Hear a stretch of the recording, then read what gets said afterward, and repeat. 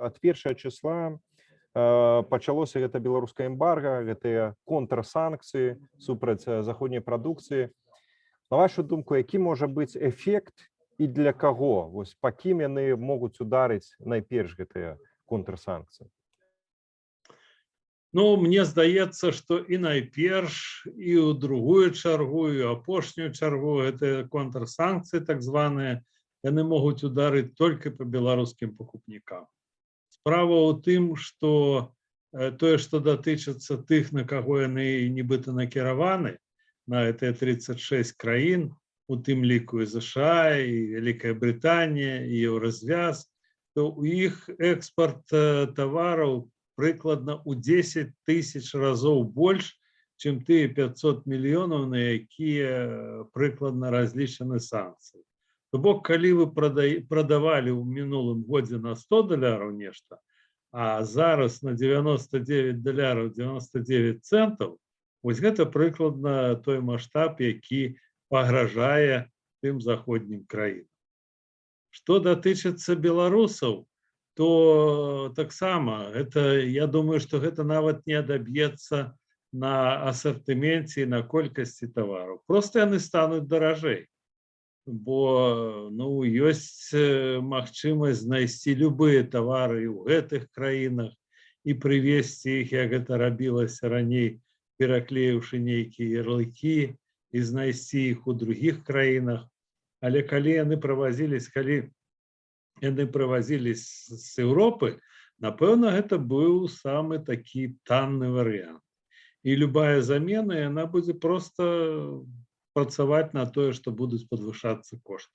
Ці правільна я разумею, што вось гэтыя контрсанкцыі, іх можна ахарактарызаваць такім вядомым выслоўем: на зло ворагу, там, адмарожу сабе вушы. Вось, таму што, здавалася б, Беларусь раней купляла тыя ж самыя польскія яблыкі, не ў мінус сабе, напэўна ж, у нейкі плюс, ці як?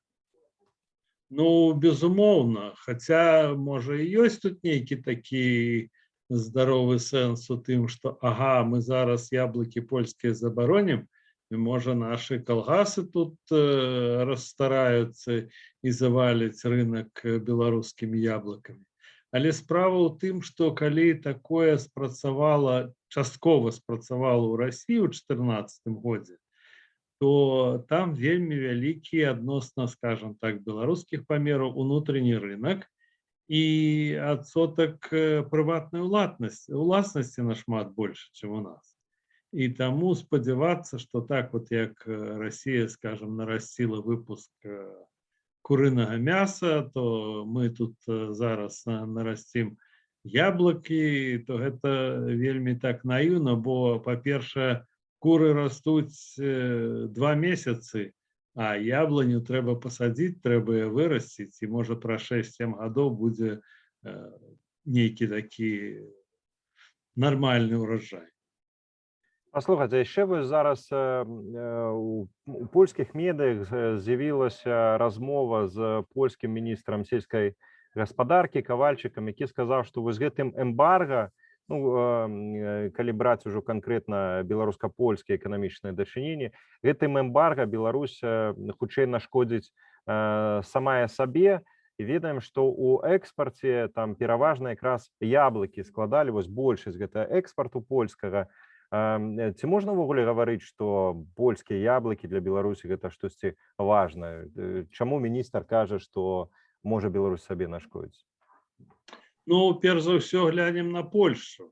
У яе аб'ём экспарту ў 2020 годзе склаў $254 мільярды. Вось, пры гэтым фрукты і гародніна, з якімі ў нас асацыіруецца гэтая краіна, яны нават не ўваходзяць у дзесятку асноўных экспартных прадуктаў. А агульны аб'ём экспарта, які можа згубіць гэтая краіна, вось, пасля гэтых контрсанкцый, прыблізна $100 мільёнаў. Гэта 0,4%. А вось для Беларусі, яна сябе забяспечвае фруктамі і арэхамі толькі на 7,3%. І, безумоўна, галоўная пазіцыя вось у гэтым радзе — гэта конечно, яблоки, потому что это самый популярный такі тавар, які можна знайсці в магазинах, на рынку, на вуліцах, дзе заўгодна. І таму я і кажу, што яблыкі знайсці можна і ў іншых краінах, але тое, што яны стануць нашмат даражэйшымі, гэта тут ніякіх сумневаў няма. А для Польшы, ну, знойдзе яна, куды гэтыя яблыкі дзяваць. Не думаю, што яны будуць іх выкідаваць ці закопваць у зямлю, як гэта, скажам, у Расіі робіцца з аналагічнымі таварамі.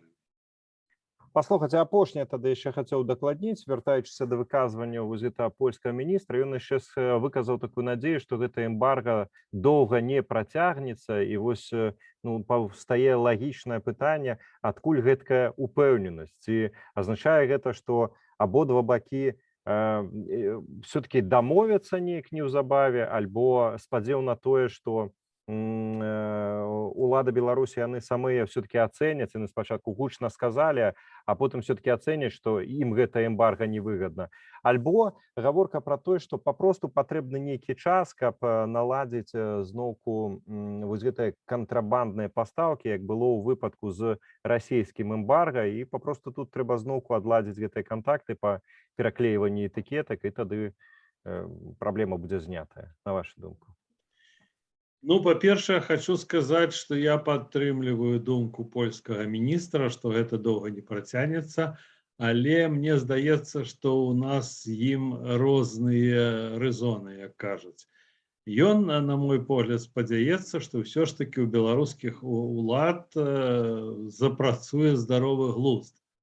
Ось. Я на гэта ніякага спадзёва не маю, мне здаецца, што гэта доўга не працягнецца, потому что, на мой погляд, доўга не працягнецца сённяшняя беларуская ўлада. Ось. А калі яна працягнецца, то яны вельмі неахвотна расстаюцца з такімі вось захадамі, нават калі ўжо добра разумеюць, што яны пашкодзілі найперш самой краіне, самому народу. Все роўна яны вельмі упартыя в этом выпадку. Спадар Леў, дзякуй вялікі вам за каментар, за тое, што вось расклалі на нашым такім прасцейшым узроўні. Ну, таксама карыстаючыся нагодай, са святамі вас, шчасця вам, здароўя і будзем на сувязі. Дзякуй вам таго ж. Дзякуй вялікі, добрага дня.